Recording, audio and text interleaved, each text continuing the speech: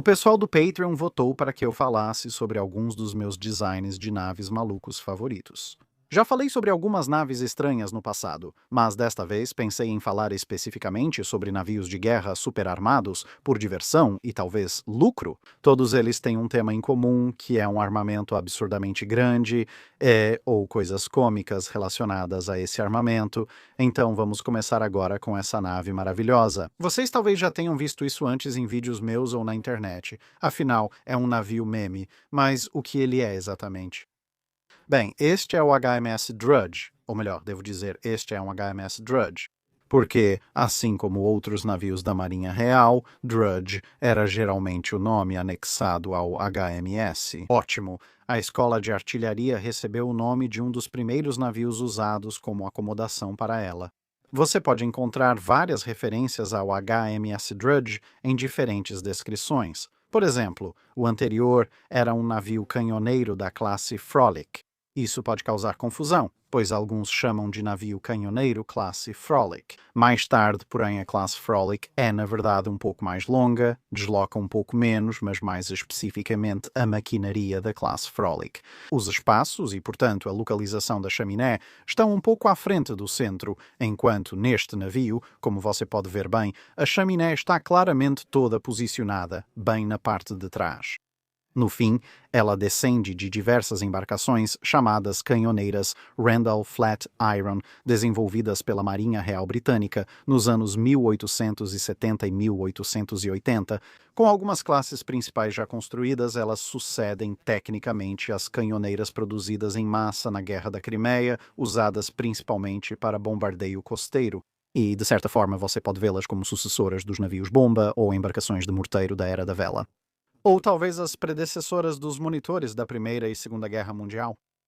A maioria delas tem em comum um canhão enorme para seu deslocamento, embora talvez o exemplo máximo desse tipo de navio não seja exatamente um desses, especificamente. Em 87, quando ela foi lançada, na verdade tinha um propósito muito diferente, e naquela época ela nem era HMS nada. Citando o jornal do dia seguinte ao lançamento de embarcação inovadora em Walker. Ontem à tarde, o estaleiro Low Walker da Sir W. G. Armstrong Mitchell e companhia lançou a inovadora embarcação chamada a Drudge. O navio é a vapor, com hélice e 400 toneladas. Projetada para uso próprio, a barcaça tipo Hopper transportava descarte ao mar a partir de Elzig. Além disso, ela foi projetada para que canhões de 110 toneladas ou mais possam ser montados e levados ao mar para testes, ou, se necessário, ser usada em combate. Isso se baseava na experiência dos canhoneiros de proa chata da Marinha Real.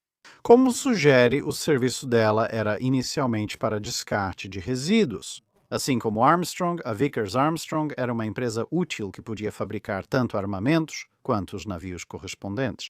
Como o nome Peak-Leaping sugere, ela foi criada como navio de teste, o que fazia muito sentido. Se falamos de canhões daquela época, eram de 110 toneladas ou mais.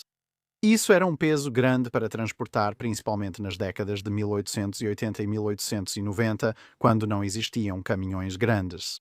Então, levar canhões tão pesados para um campo de testes fixo em terra poderia ser bastante difícil. Enquanto que, se você pudesse fabricá-los perto do mar ou em algum lugar que tivesse uma conexão ferroviária direta com o mar, como era o caso da Armstrong, obviamente, então você poderia simplesmente pegar o canhão e içá-lo para dentro dessa embarcação e, uma vez instalado, poderia levá-lo para fora e testar o canhão, no vasto espaço aberto do mar onde você não precisava se preocupar com ninguém ou com nada. E, claro, você também poderia remover o canhão do mesmo jeito que equiparia ou reequiparia um navio. Todo o equipamento de içamento já estava pronto. Como pode ver, ela testou vários canhões, inclusive de meia polegada dos coraçados classe Royal Sovereign. Algumas das fotos mais famosas dela, como estas, mostram-na equipada com uma torre de 9,2 polegadas. O berço tem cerca de 400 toneladas e quase 900 de deslocamento, ficando bem abaixo de 1.000 toneladas. E ela está equipada com um canhão, que é aproximadamente equivalente ao de pequenos coraçados ou alguns dos maiores cruzadores blindados, Sim, esses navios deslocam de 10 a 15 vezes mais. É só um canhão e pode parecer, mas era um navio de teste. Mas lembre-se do que diz o recorte de jornal, ou, se preciso, ser usada em combate, além do uso teórico para bombardeio costeiro. Uma das outras ideias desses canhoneiros, embora potencialmente uma ideia um pouco menos bem-sucedida, dependendo de quem você perguntar, era servir como uma espécie de fortificação costeira móvel. Porque, claro, um dos grandes problemas das fortificações costeiras é que elas não se movem. Então você pode construir um forte realmente complexo e fortemente armado em um lugar. Mas se você tem muita linha costeira e muitas cidades litorâneas e o inimigo vai para outro lugar que você não fortificou, bem, todas as fortificações do primeiro lugar foram praticamente inúteis. Construir e fortificar posições de artilharia pesada em todos os possíveis pontos de ataque do inimigo custa uma fortuna para resolver esse dilema. O uso secundário desses canhoneiros de ferro era basicamente aceitável. Eles não vão ganhar prêmios enfrentando navios oceânicos em alto mar, mas em águas costeiras confinadas, como quando alguém vem para um bombardeio costeiro. Se você tem uma pequena frota dessas ao longo da costa, quando você pensa que o inimigo vem para cá, uma bateria de canhões pesados pode se mover rapidamente para o local. Eram canhoneiras de ferro chatas, com fundo basicamente plano, como o nome indica. Elas conseguem entrar em águas rasas, o que facilita ataques surpresa. Isso também significa que, se forem atingidas e afundarem, podem se posicionar sobre um banco de areia ou algo parecido. Elas vão afundar apenas alguns centímetros, talvez 30 ou 60 centímetros, e nesse ponto não dá mais para afundá-las, e elas continuam disparando projéteis de grosso calibre contra você, potencialmente de distâncias muito, muito próximas. Também gosto dessa foto que parece mostrar um encaixe de baioneta. Agora, vamos para outro navio já citado em vários vídeos, os cruzadores classe Matsushima. Sim, isso na verdade não é um transatlântico levemente convertido, nem, acredite se quiser, uma tentativa de voltar à clássica era nelsoniana da vela. Só com canhões leves. Na verdade, este cruzador tem um canhão principal. É que, nesta foto em particular, ele está meio escondido pelo grande toldo na parte de trás. E sim, você me ouviu direito, o canhão principal fica na parte de trás. Isso não acontece com toda a classe, mas essa é a classe Voltron, como eu gosto de chamar. Por muito tempo, essa foi a maior classe de navios de guerra feita nos estaleiros japoneses durante sua modernização. Eles encomendaram todos os cruzadores e couraçados pré-dreadnought de estaleiros estrangeiros até estes. Período da Guerra Russo-Japonesa. Qual era a ideia principal disso? Bem, parte do problema era que os japoneses não conseguiam construir couraçados próprios em seus próprios estaleiros. E então eles tiveram essa ideia de construir uma classe, que em tempos de paz poderia ser composta por vários cruzadores e, portanto, servir a várias funções de cruzador, você sabe, mostrar a bandeira, patrulhar, etc. Em teoria, poderiam pelo menos se defender, já que eram cruzadores protegidos contra outros cruzadores protegidos. Porque eles realmente têm uma bateria secundária bastante extensa, como você provavelmente pode perceber. Mas, no caso de uma batalha, apesar de não terem nenhum cinturão de blindagem, a ideia era se transformar em um pré-dreadnought eficaz. Você pode estar se perguntando como exatamente? Bem, se olharmos para um dos navios irmãos, neste caso Ikitsushima ou Itsukushima, acho que na verdade você vai ver que neste navio parece ser o contrário. O canhão está na frente. Isso porque a ideia era construir 4 desses navios. 2 com canhões na frente, 2 na traseira, prontos para a batalha de frota. Ou seja, você teria os 2 navios com os canhões montados à frente, sendo Itsukushima e Hashidachi na frente, e então você teria Matsushima e o 4º navio seguindo atrás. Então eles teriam seus canhões apontados para trás e entre eles. Assim, eles tinham 4 canhões de 6 polegadas, basicamente 4 canhões principais de pré-dreadnought, e atiravam no inimigo. E a vantagem adicional era que, se você conseguisse afundar um deles bem, os outros 3 ainda estariam perfeitamente bem, e eles continuariam atirando, desde que todos estivessem flutuando. 4 navios com baterias secundárias assustam, pois cada uma tem cerca de uma dúzia. canhões de 4,7 polegadas, o que significa que há, na verdade, 48 canhões de 4,7 polegadas entre os quatro, o que significa uma bateria secundária de 24 canhões, salva lateral que, no ano do fogo cerrado, poderia ser realmente bastante perigosa, além dos tubos de torpedo, é claro, mas havia uma série de problemas com isso. Eles não construíram o navio irmão da Matsushima, então ficaram 2 navios com canhões na proa e um com canhão na popa. Você só tinha 3/4 de um pré-dreadnought. Além disso, mesmo com os 4 construídos, haveria 4 sistemas de controle de tiro distintos. Então, não há garantia de que, se você disparasse uma salva conjunta, esses 4 projéteis iriam chegar perto de onde você realmente quer que eles atinjam.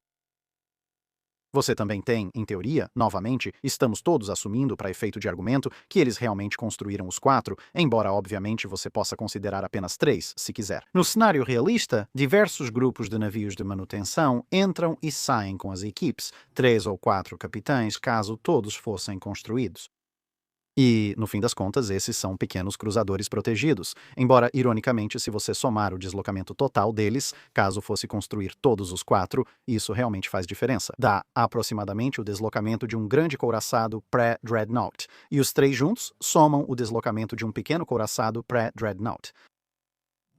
Os 2 maiores problemas são, primeiro, ser um cruzador protegido. Eles seriam fáceis de destruir, tanto com fogo da bateria principal quanto da secundária, tornando-se rapidamente ineficazes em combate. A outra coisa era, sim, esse ponto. Canhão de 6 polegadas não foi realmente projetado para uso em um navio que desloca pouco mais de 4.000 toneladas. E por isso eles tiveram enormes problemas para recarregar aquilo e usá-lo de forma geral. Porque, bem, colocava muita pressão no navio toda vez que disparava.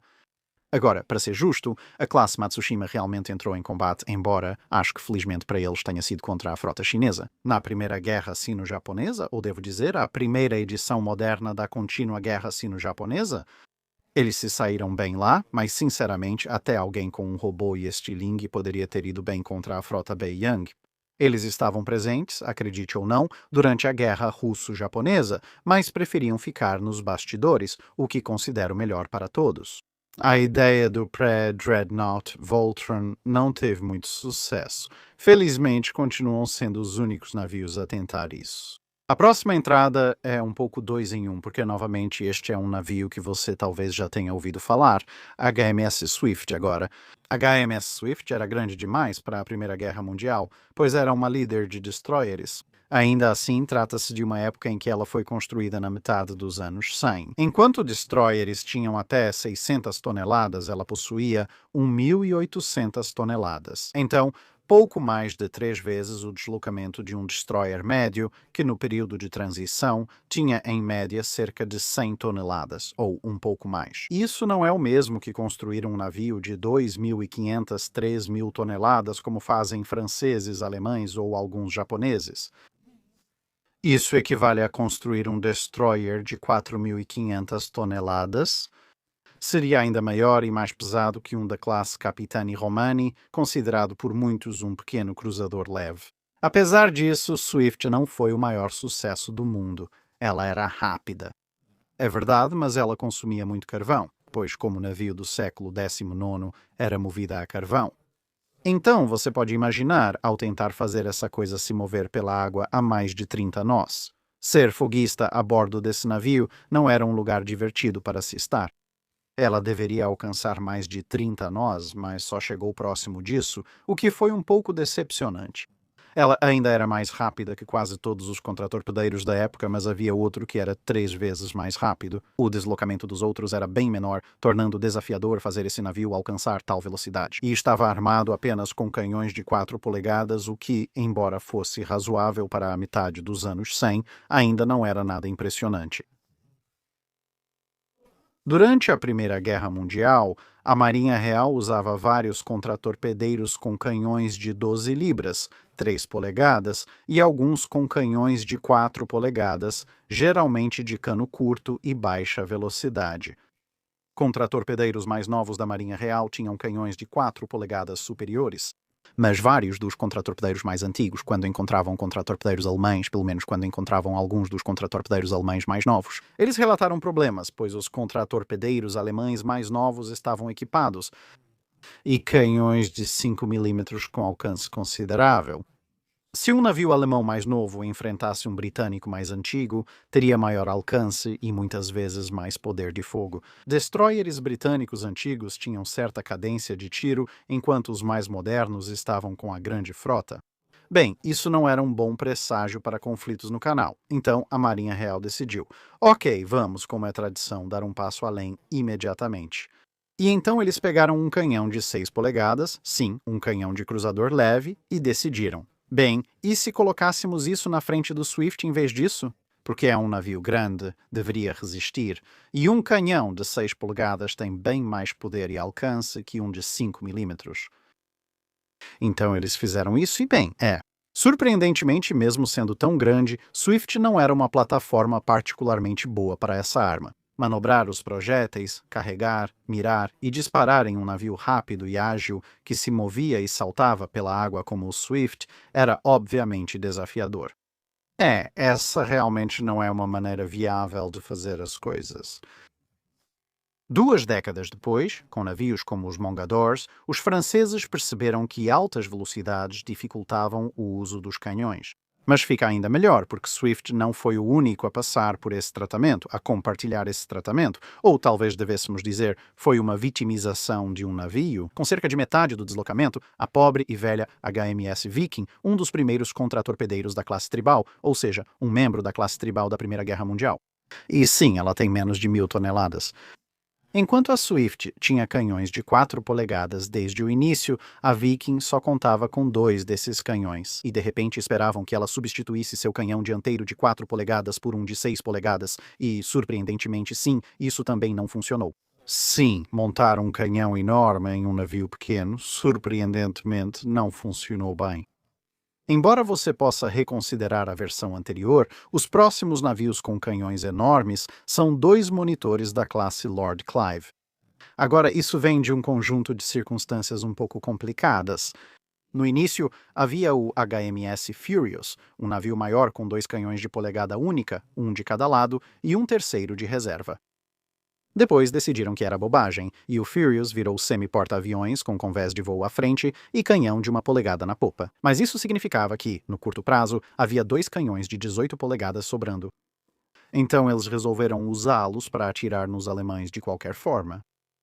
A princípio, a ideia era realmente levá-los para a terra ou levá-los para a França e instalá-los lá, onde poderiam ser usados para bombardear, capturado pelos alemães. Bem, potos capturados pelos alemães, potos que estavam em mãos alemãs. Os exércitos aliados não avançavam o bastante para o leste para usar os edifícios necessários à instalação dos canhões. Eles decidiram, por que não colocá-los em monitores? Mas por que em monitores? Havia uma corrida armamentista entre os monitores e a classe Lord Clive usava canhões de 12 polegadas vindos de antigos pré-dreadnoughts. E as defesas costeiras alemãs, que estavam ficando cada vez maiores e maiores, uma vantagem dos canhões costeiros é ser mais fácil aumentar a elevação deles do que nos navios.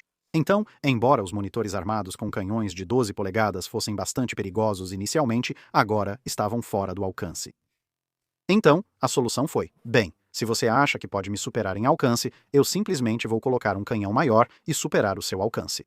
E assim, tanto o Lord Clive quanto o General Wolfe receberam canhões de 18 polegadas instalados neles.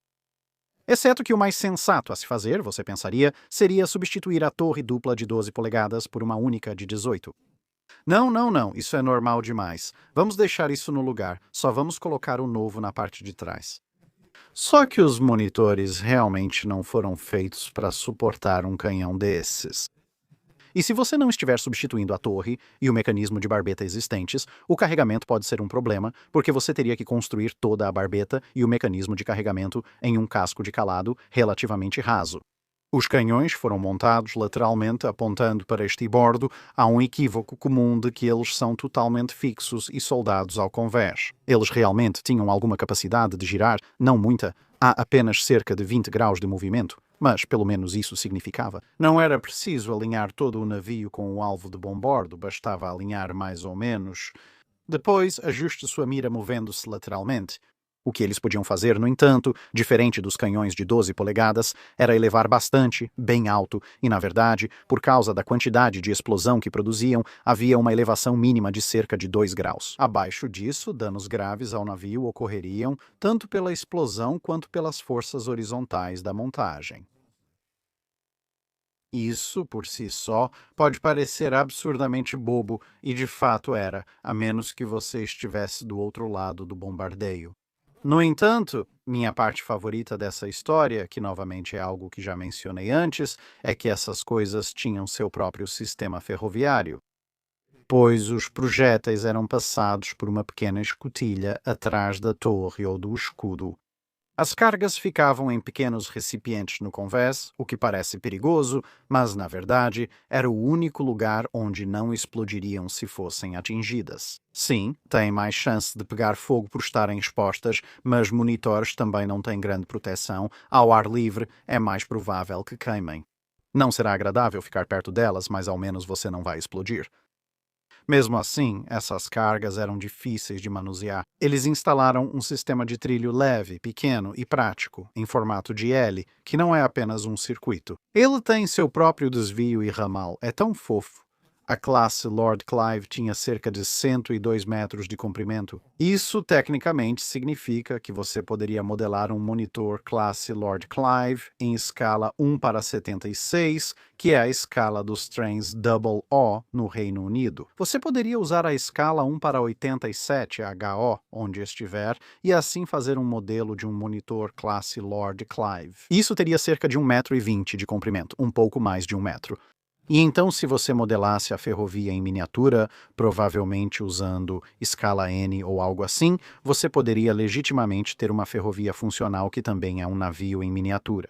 E então, finalmente, você tem mais um pequeno 2 em 1.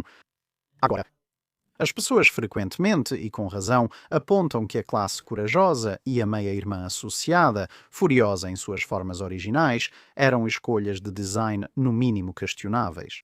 No entanto, a ideia de um navio pequeno, absurdamente rápido, absurdamente fortemente armado, mas incrivelmente leve em sua construção, não era exclusiva de Jackie Fisher. E, na verdade, houve pessoas que foram ainda mais fundo nesse buraco de coelho específico do que Jackie Fisher entrou. Claro, algum palpite? Sim, é a Marinha dos Estados Unidos. Aposto que você não esperava, pois há quem diga na internet que ela nunca quis cruzadores de batalha. Eles nunca pensaram em cruzadores de batalha até os Lexingtons. Na verdade, pensaram sim. Vou citar vários diques secos. Há uma longa linhagem de projetos de cruzadores de batalha dos EUA que nunca foram construídos por falta de financiamento do Congresso. Vamos relembrar rapidamente. A classe Courageous tem duas torres duplas de 15 polegadas e até 3 polegadas de blindagem lateral, buscando uma velocidade de cerca de 32 nós em pouco mais de 19.000 toneladas. Vou apresentar dois projetos diferentes da Marinha dos EUA, ambos de 15. Agora, admito que havia alguns outros navios que eram um pouco mais parecidos com a classe Courageous. E sim, se isso não te assustar. No entanto, aqui estão dois dos que eram um pouco mais, digamos, fora do comum. Em termos de design, e há alguns semelhantes também, então não acho que esses sejam dois casos únicos de qualquer forma. Aqui está o design 1:1. Esta é uma nave de 1.650 toneladas, então estamos falando de algo que desloca mais ou menos o equivalente a um couraçado pré-dreadnought de pequeno a médio porte. E bem, cerca de 1.000 e poucos, um pouco mais de 7.000 toneladas, menos do que a classe Courageous. Ela deveria ter uma velocidade máxima de 35 nós, a velocidade mágica que os Estados Unidos buscavam no que teoricamente seria aqui um cruzador de reconhecimento, então um pouco mais rápida do que a classe Courageous, e ela tem um armamento bastante interessante. Dá para ver. Há uma única torre dupla de 14 polegadas na frente, depois vários pares de canhões de 5 polegadas seguindo e finalmente terminando com um único canhão de 5 polegadas. Então essa coisa está simplesmente navegando por aí muito feliz, só com seu único par de canhões de polegadas na frente a uma boa velocidade. Você vai notar quando ele somar o peso. São cerca de 6.000 toneladas para o casco, cerca de 3.500 toneladas para a planta de vapor.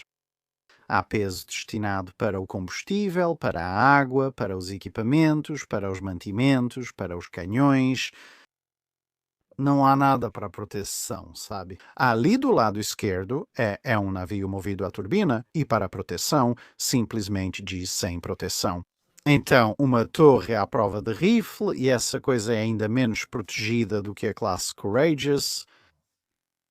É basicamente um destroyer gigantesco com um canhão frontal absurdamente pesado.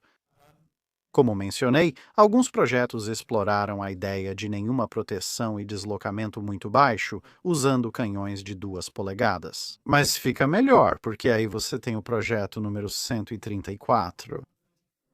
Este é quase 1.000 toneladas mais pesado, com cerca de 13.500 toneladas, e eles reduziram a velocidade para apenas 30 nós. Um pouco mais lento do que a classe Courageous, mas ainda estamos falando de algo que é 5 a 6.000 toneladas mais leve, exceto que agora isso realmente está se tornando uma classe Courageous americana, porque há 4 canhões em 2 torres duplas de 16 polegadas, e isso torna 2 nós mais lento que a classe Courageous. Cerca de 2/3 do deslocamento. Mas na verdade tem um armamento mais pesado e de alguma forma também está acomodando esses 10 canhões de 6 polegadas. Na verdade, não mostra nos planos, mas suponho, como nos outros casos, que deveriam ser montados no convés entre eles. Não há muita justificativa para a torre de ré ficar tão atrás. E é isso, superestrutura mínima. Só a ponte, 2 chaminés, 2 canhões e alguns mastros. Você vai gostar de saber que isso tem proteção, embora verá, as torres são blindadas só na frente. Os lados, o topo e a traseira têm apenas uma blindagem estrutural leve. São placas de 4 polegadas, talvez parem um canhão de cruzador leve, as barbetas também são blindadas. Elas têm 4 polegadas sem blindagem lateral ou de convés. E... sim, então isso é quase tão rápido quanto a classe Courageous, na verdade, só um pouco mais fortemente armado e ainda menos protegido. Considerando isso, quando você chega a navios absurdamente rápidos como a classe Courageous, os Lexingtons ou este aqui, a blindagem tende a acabar tendo uma função estrutural, porque, bem, caso contrário, eles simplesmente tendem a se despedaçar muito facilmente. Não tenho certeza se essa coisa realmente aguentaria muita coisa. Ela é um pouco mais curta, com menos de 700 pés, enquanto o Courageous tem quase 800. Mas, como tudo isso é só estrutura e placas do casco, eu pagaria para ver o que acontece com essa coisa quando tenta fazê-la correr a nós, ou a outra menor, a 35 nós. Então a loucura dos canhoneiros rápidos ridiculamente pouco protegidos em uma escala macro não é uma exclusividade britânica. Acho que devo premiar os americanos por levarem isso ao extremo. Então é isso. Alguns projetos de navios malucos, todos com o tema: quantos canhões ridiculamente grandes podemos colocar em um casco inadequadamente pequeno e pouco protegido? Espero que tenha gostado. Até o próximo vídeo. Tchau. É isso por hoje. Obrigado por assistir. Se tiver sugestões de navios para analisarmos, comente abaixo. Comente no post fixado para dúvidas sobre o dique seco.